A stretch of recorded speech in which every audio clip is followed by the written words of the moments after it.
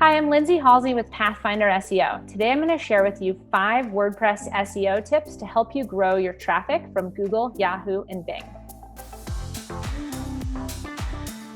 So my first tip has to do with WordPress SEO plugins. There are a lot of questions out there about which WordPress SEO plugin is best.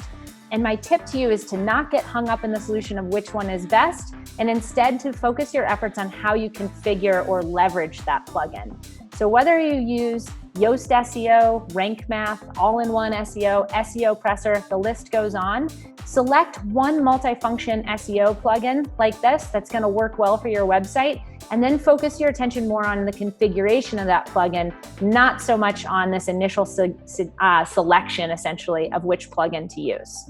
My next 4 tips are actually going to span this concept around holistic SEO, which at Pathfinder, we break down into being in 4 pillars.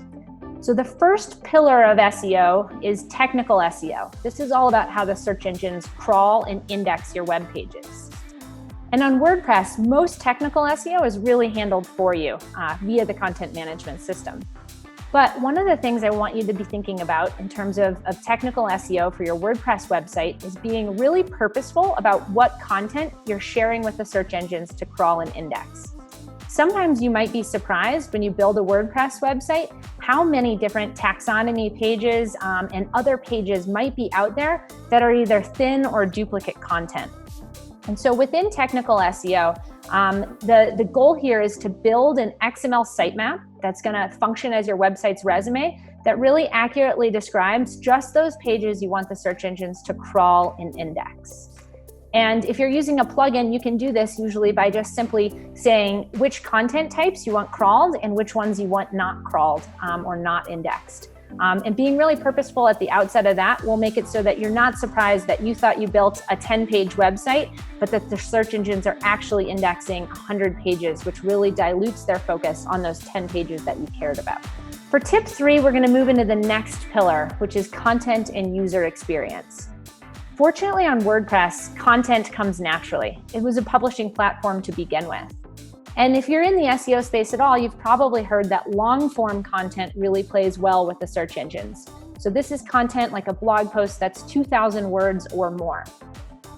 My tip for you within the content sphere is to break up your content with really meaningful headers. If we can break up our content into structured headers, an H1 at the top for, say, the title of the post, and then leverage H2 titles, and to integrate keyword phrases, things like what is, and then the topic, or how to do X, we're really going to lend our content to the search engines in a way that gives them more context and allows them to scan through and understand kind of relative priority and the general outline to our content. And now we're going to move into this concept of on-site optimization. So the search engines can crawl and index our content. They can find really great content when they get there. And then now everything that has to do with on-site optimization is all about the context around your content.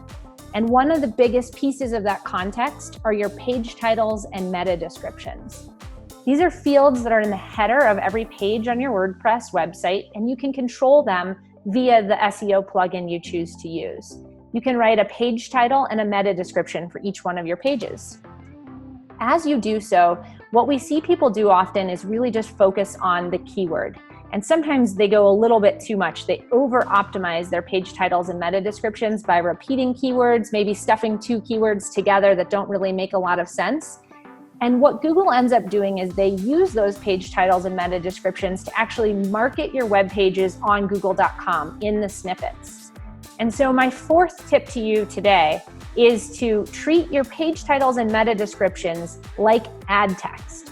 Don't just treat them as an SEO field to stuff keywords into, but rather treat them as something that's going to bait somebody into clicking on your listing on Google and coming over to your website. So my 5th and final tip to you is to invest in link building. And you might say to me, oh man, link building is not my favorite thing. It's so spammy, and really have some pushback on the offsite SEO piece. But when we talk about link building at Pathfinder SEO, we don't talk about spammy strategies and things that really devalue and make the web a worse place.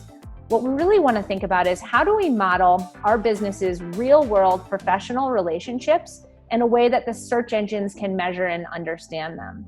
And so your business does business with other businesses, not just your customers, but if you're, say, a freelancer, you have other partners in the space. Maybe you focus on development and you partner with other people that focus on design. Maybe you have a full suite of marketing services and you're really active in the WordPress community. Make sure that the search engines understand that via links pointing from third-party websites back to your website.